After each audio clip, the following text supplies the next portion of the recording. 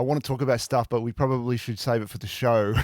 That's kind of the point, right?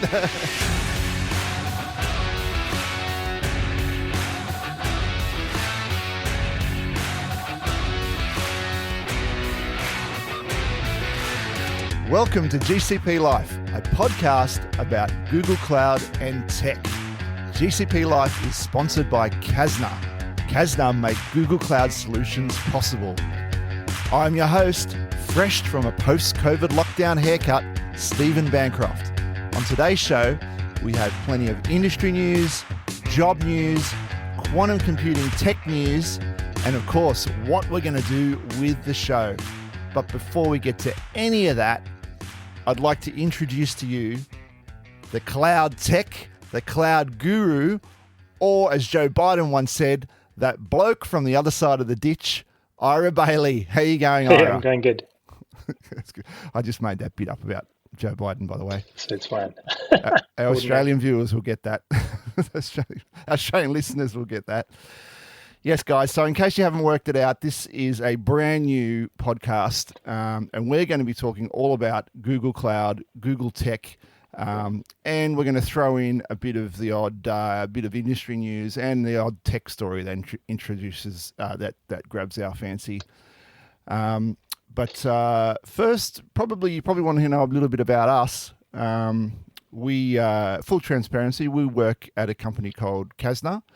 And we are a Google Cloud specialist, and we deliver and build Google Cloud products. Wouldn't you say, Ira? Yeah, yep, that's us, nerds in the cloud. In the cloud, that's right, in the cloud. So that's going to be the way we work. Ira's in New Zealand, and I'm in Australia, so that gives us a bit of an international flavour, I think. I've worked at Kasna now for 12 months. And what about yourself, Ira? How long have you been here? Close to 2 years, yeah. 2 years? In January, yeah. And we came up with this crazy idea to do a podcast because it was one of our OKRs. No, because we want to do it. We want to do it. So there'll be links in the show notes all about Kasna, and there'll be links in the show notes about each of us. If you want to get in contact with us, then all means do that. A big part of what you're going to hear about today is about this show, how we're going to develop it and how you're going to get in contact with us and how things are going to work going forward from here. But I thought we might just get straight into it. Ira, what do you think? And we talk about the big hot thing that's happening at the moment, of course, Google Next, which for us kicked off yesterday. What do you think? Yeah, it was pretty interesting. I haven't managed to get a huge amount of info out of it, but the Google Distributed Cloud is pretty interesting. Basically, you get to run Google Cloud and their data models and ML models basically anywhere. So, pretty interesting. Yeah, interesting that you picked up on that because I watched the keynote as well, and that was the big thing that jumped out at me. And I have to admit, I don't really quite understand what they were trying to get at with it. You got any understanding? You able to break it down, like exactly how this works? Yeah, actually, I did a 1 week training course on how to run Anthos on your data center. So basically, this is using Anthos, which is kind of Google's flavor of kind of managed Kubernetes. Just you can run it anywhere. But the interesting thing in the distributed cloud part, the announcement is that they're basically working with cellular carriers probably around the world, where you can basically run your code at the edge in the 5G towers, basically, which is going to be pretty interesting. So in the 5G towers, right? So from what I understand, you have this Google that basically brings the edge network to the carrier. Is that right? The Google. Well, you get to basically run Google Cloud services on the Telstra's in Telstra's network. So you reduce that latency from going from mobile phone to Telstra, then out to some Google data center. It goes to a service running within that carrier. Right. Okay. So so many questions. Like Yeah. there's, So yeah, things like like like much reduce the latency for say voice to text, a whole bunch of other stuff.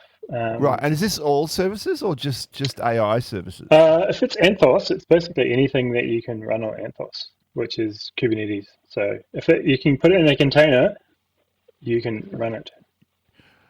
Ah, right. So they're going to effectively bring a Kubernetes cluster that you can have access to. Yeah. Right, right. Hmm. So All it's right. like Well, a yeah. I mean, that's IoT, but it's running a full cluster.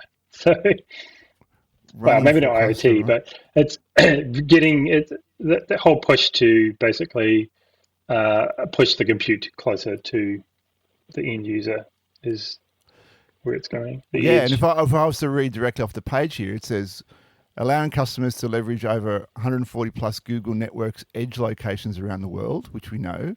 And then this is what you're talking about, enabling customers to take advantage of operators' edge network and benefit from 5G LTE services offered by our leading communication service providers and partners. The operator edge is optimized to support low latency use cases, running edge applications with stringent latency and bandwidth requirements. Hmm. Right. Okay. So, I mean, this could be a game changer for services that are only currently available in the US, especially for us here in the southern end of Yeah, the bottom part of the planet. yeah. Well, I mean, I'm not sure exactly the full range of services offered, but the interesting thing is it's bringing that compute closer to end user or IoT devices as well. So, I mean, the big thing with the whole, I guess, the bottleneck now, Moore's law is kind of people say dead, but we're getting actually compute is the price of compute and what you can do with compute is still following that curve, but network and storage is not. So trying to push the same amount of data and do the same compute that you're trying to do, kind of scale it the same way, doesn't work kind of anymore because the network is now the bottleneck. So if that's the Right. Yeah. bottleneck, you want to do less network, and so that means less hops and push it is basically on the device if you could. And if you can't get it on the device, you want it to be basically on the cell phone tower. So Yeah. yeah, Bring the compute as close as possible to the user, yeah, the yeah. end user. Yeah. Yeah. So you're not. Yeah. That makes a lot of sense. Um, so yeah, I mean that was a great story. There was there's another thing you mentioned here about binary auth for Cloud Run. Yeah, so binary authorization is basically a security kind of tool, which basically says, is your container, has it been security checked or not? There's a little gateway before you say you go to production. Before that was only really working for GKE, but now you can get the whole thing working with Cloud Run, and I'm pretty sure it's free, so it's quite good. I think it was 3 with GKE. Yeah, So is this something that's done in container registry, or is this done uh, as it has its own alone little thing, but it's cool thing is you kind of plug in a lot of things. You can set your own metrics. You can say, oh, if it's got a tag with an emergency, then let it in, or you can fiddle around with how you want your security gate to look like. So if it's, got a CVE critical security rating of 10 in some of the code that you're pushing in a container, you can say, no, that doesn't go to prod. But if it's only like 3 low level stuff, you're like, sure, that's fine. Um, but yeah, so it's kind of customizable, but it's right? And pretty, it signs it too, doesn't it? So it's only that's the whole authorization bit, and it yeah, allows it yeah. to run if it's signed. Yeah, yeah, yeah. Cool. I can think of use cases for that straight away. And I noticed in the keynote as well, they had a big focus on well, I'm stopping short of calling it greenwashing, but they wanted to have a carbon neutral approach. Yeah, Um, well, I mean, Google Cloud has always said that they are carbon neutral and they offset everything, basically in all the data centers, which is why I thought they had their bit in the keynote with was saying they'll let you know how much carbon you're burning even though they're carbon neutral. I don't get that, but Yeah, and you can choose the green sites or something. I didn't dive into that yet, but they're giving you some option where you can choose which data center is going to pump out the least CO2, I guess. yeah. Yeah. So that was a cool one. So yeah, plenty to watch there. It's 4 days Google Next. I guess by the time our listeners hear this, it'll be over, but you can go back and watch the stuff. I've created a playlist. My playlist is kind of focused on compute network and a little bit of DevOps thrown in there, which tends to be my wheelhouse. But tons of material. It sounds like they're making a lot of announcements. It was just coming thick and fast in the keynote, and I couldn't keep up. I just had it on the background while I was working, and 4 hours just for the first day, and then like probably another 4 hours today is going to be a lot to digest over the next few weeks. Yeah. Yeah, cool. All right. So something else that sort of caught our attention over the last couple of weeks is this Dora Research Program. Now, I've never heard about this, Ira. What's this all about? So it's a Google sponsored research project looking at DevOps and how to do DevOps. And basically, they do this survey every year. I think they've been doing it since 2016, 15, quite a while. And basically, it's a survey of anonymous survey from, I think it's around a few thousand different companies or people, engineers working at companies about their practices and how many times a day do they release their products, their code, how many times does it fail, and basically current best practices.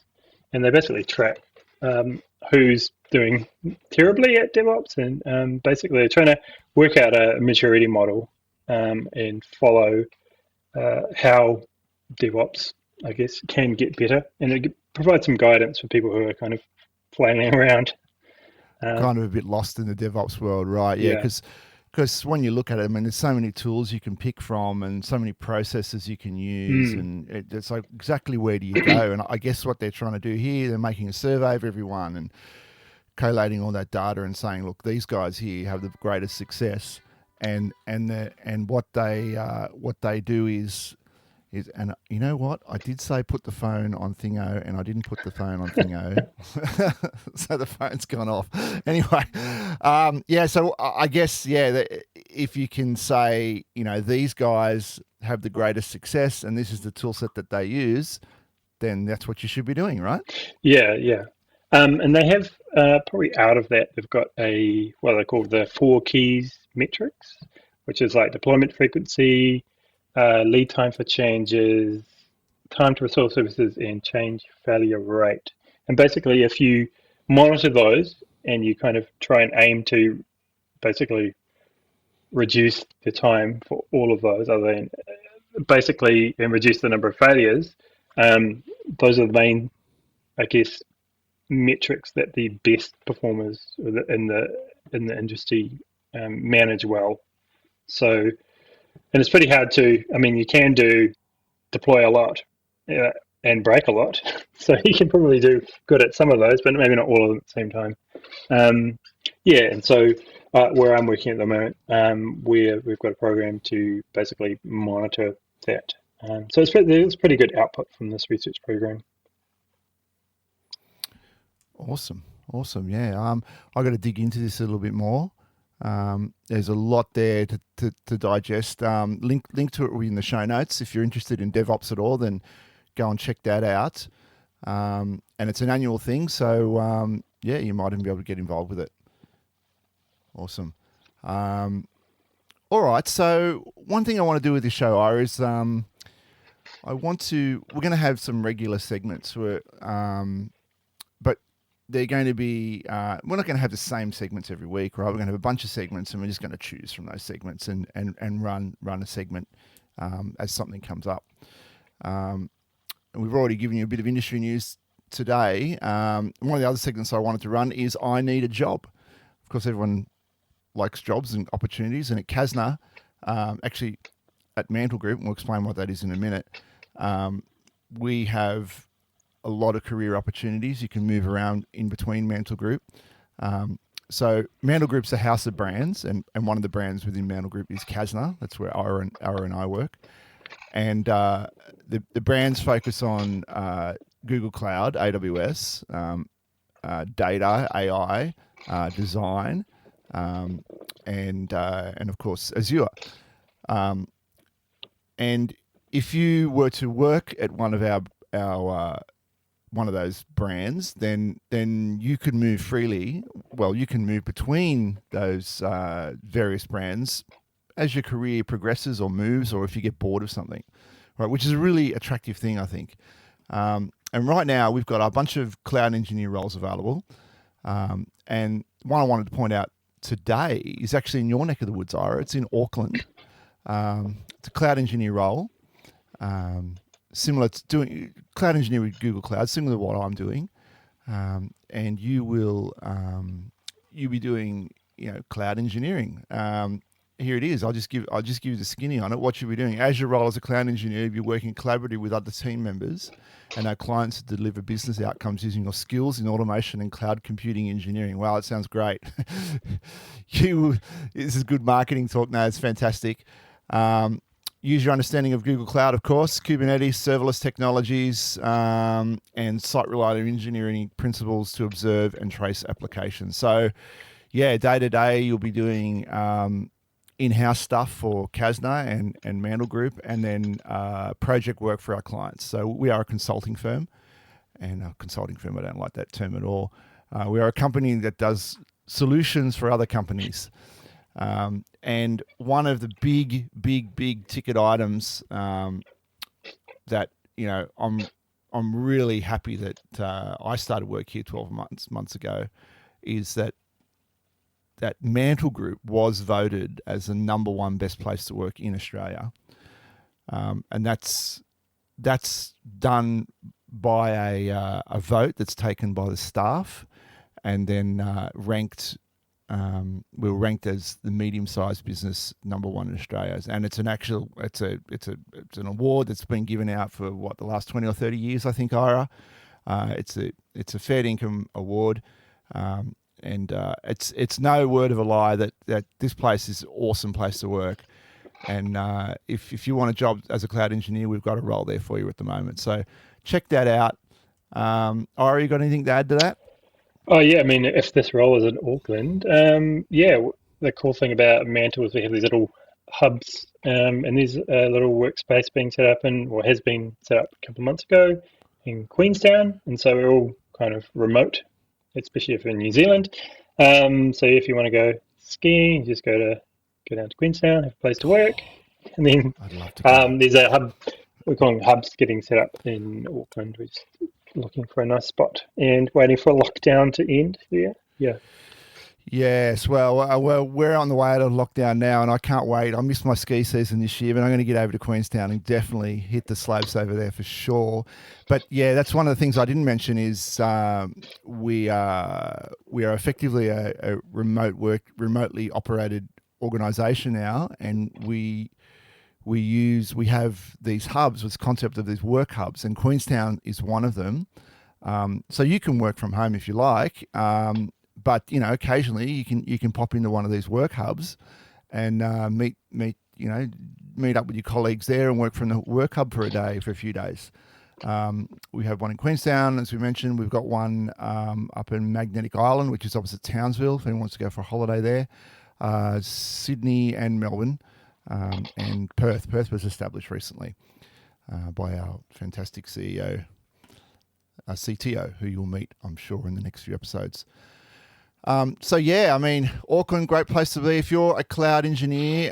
If you know GCP, or even if you don't, if you know a little bit about, if you know AWS and you're interested in Google Cloud, then yeah, look that up. Once again, link will be in the show notes. Excellent. All right. So I wanted to cover a tech news story, and I think one of the big things that's going to interest our audience and is probably tangentially related to cloud computing is quantum computing. And I think this is probably going to be a thread. I want to follow the quantum computing story pretty closely, and I want to follow this particular one pretty closely as well. The story I've got here is around a room. Let me just give you, quantum computing hits the desktop, no cryo cooling required. And this immediately twigged to me. I went, what are they doing here? How can they do this? And then I started reading the article, and I was pleased to find it was an Australian/German company has developed a powerful quantum computing accelerators the size of graphics cards. They work at room temperature, undercutting and outperforming today's huge cryo-cooled quantum supercomputers, and soon they'll be small enough for mobile devices. What? How are they doing this? This is what I've got to talk about this. How exactly are they doing this? And the fact that it's an Aussie company as well.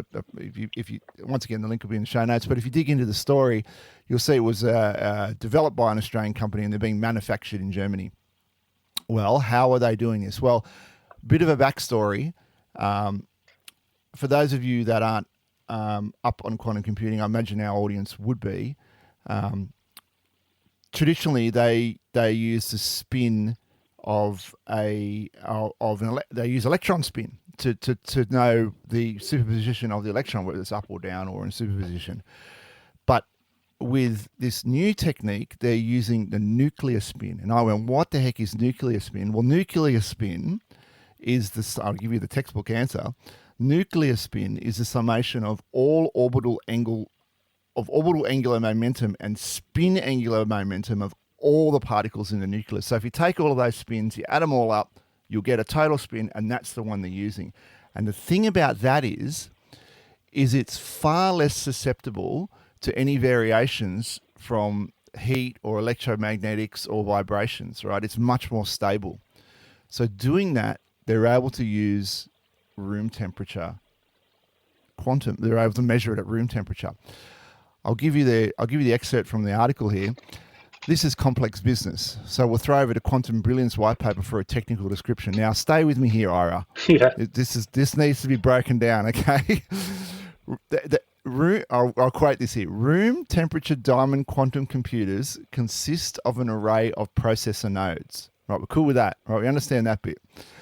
Each processor node is comprised of a nitrogen vacancy NV center, a defect in the diamond lattice consisting of a substantial nitrogen atom to a vacancy. So they have their lattice and then they have a defect, and that creates a hole in the lattice, right? I think we're cool with that, right? Yeah. Right. So a defect in the diamond lattice consists of a substantial nitrogen atom and adjacency vacancy and a cluster of nuclear spins. The intrinsic nitrogen nuclear spin is up to about 13 nuclear spin impurity. So in the vacancy, that's where they have their nuclear spin, right? And this is much more stable. Whilst the NV centers act as a quantum bus that mediate the initiation and readout of the qubits and internodal quantum qubit operations, quantum communications is controlled via radio frequencies, microwave, optical, and magnetic fields. I had to read that about 5 or 6 times, and I probably just did a terrible reading of it then, but basically, you have a diamond lattice, you have a vacancy in the diamond lattice, and in the diamond lattice, you have your nuclear spin occurring within there, and you can manipulate that using radio frequency, microwave, optical, and magnetic fields. So the physics is all there, the technology is all there. They've just got to downsize it a little bit, and it's completely within the realm of doable. Another quote from the article here: the fundamental property we're using, says new hire Mike Mattingly Scott, who will observe operations from a company in Germany, is nuclear spin, and not the spin of an electron. An atom cares a lot less about thermal vibrations, for example, than an electron. So this way we can run them at room temperature. In the nitrogen vacancy, the NV, which we mentioned before, there's a hole, and through that we're able to interact with qubits. There are multiple interactions, so we actually get potentially multiple qubits per vacancy. This is a completely different way of doing it. You don't need the big cryo coolers and all the craziness that you have. So they can break this down. They can get this down to the size of a graphics card. And in the article, linked in the show notes, there's a picture of it where it's literally looks like a graphics card. You plug it into your computer, and you've got 50 qubits available to you. This is a game changer. Like some of the ideas that they're proposing, and this is why it flags my attention. It could be linear algebraic and matrix style operations that underpin a lot of machine learning and AI. So you could end up with, I know you can get AI and machine learning cards right now, high density TPUs, but that's not a quantum computer, right? It's not a quantum computer. So I'm going to track this story really closely, and I really want to see where this goes, because they're talking about 50 qubits should be available. They want to get the product down to about 50 qubits by around 2025. So, I mean, 4 years, we could have quantum computers in our desktop. Did you read this, Ira? What did you think about this? Yeah. I read it and I thought, remind me in 5 years, that's what I thought. But I definitely think this idea of having a couple of big supercomputers around the world run by Google and Facebook, and that's it. It's probably not a great idea. Exactly. But so the more distributed quantum computers, the better. Totally having it room temperature would be great. But I like a lot of things. So it's kind of, is it marketing or is it real? Well, yeah. I mean, the science that they're explaining here seems reasonable to me. Yeah. But yeah, it's one of those things you got to see if it does pan out, right? I mean, and I'm surprised they didn't say, "Oh, we'll see it in 5 to 10 years." That's typically the kind of thing you see. But no, they're calling it. They're saying 2025. Yeah. I guess we'll. I know one of the segments you want to do, Ira, is what happened to. So I guess in 12 months' time, we'll be following up on this one. Whatever happened to? Yeah. But I tend to be an optimist for these things. And I'd really love to see this. So we'll see how it pans out. Cool. So I guess that brings us to what are we going to do with this show, Ira? How are we going to what's the plan? So this is our first episode. Right now we have next to nothing. We even had trouble trying to timetable in the time to make this recording. Right. So Ira and I both work full time for Kasner, and we come up with this, I was after a co-host, and Ira said, yeah, I'll do it. And then we realized, we actually have real work to do, but this will become real work, and it is real work. I see. It's good. And I'm on leave and moving house. Yeah. You're on leave and moving. How'd that go, by the way? Still moving. Still moving. Oh, gee, I hate the moving thing. Yeah. Yeah. And what was it? You were moving from a house that was fully furnished into a house that was also comes with furniture? Well, yeah, a house that had our furniture, moving into a house that was fully finished, that was half the size. So in a snap lockdown where you can't take anything to the dip shop, or there's no second-hand places will accept anything, so we're filling up sheds with storage. Yeah. Anyway, we've got a long way to go on this show. What I'm thinking is I want to have a full setup. All right, I want to have the website. I want to have a publishing pipeline. So I'm going to edit this show. I'm going to put it together. I'll just drop it into a Google bucket, and it just puts it out everywhere it needs to be. Of course, we want to do everything on GCP. We've got some gear and we've got some idea, but we don't have all the gear and all the idea at the moment. I obviously had a mic. Ari doesn't have a mic yet. He's just working on one of those QCs you got there. Your headphones. Hey, what even are they? Something terrible. But there's a mic on order. Trust us, there's a mic on order. I haven't paid for it yet, though. Ira's mic story. Maybe that'll become an item of story on the show. That and me buying a video card. Oh my God! Don't buy a video card at the moment. Can you even do that? That's a nightmare. Well, vendors on eBay are claiming they've got them.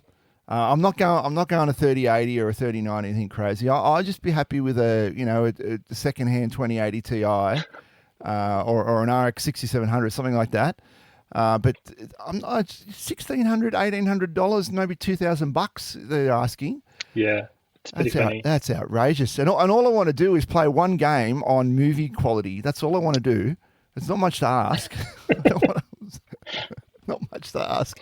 Anyway, there'll be more stories about that and more stories about the show. And what I want to do, I actually want to try and make any code we develop, because we're going to do it all as infrastructure as code, and anything we develop for the show, I want to make it publicly available as well. I want to make it so that our listeners can grab that and they can use that code, and then they can use it in their own projects, and we might be available to the listeners to help them out with their projects as we get things moving along. As of right now, we don't have any way to contact the show, but I'm sure by episode 2, I want to have something. By episode 2, by the time we record, I want to have something ready to go, so we've got at least some sort of visibility on the net, on the public net. Awesome, Ira. Well, it's been great. It's been great chatting with you, and I think it should come out all right. I think it should come out all right. Of course.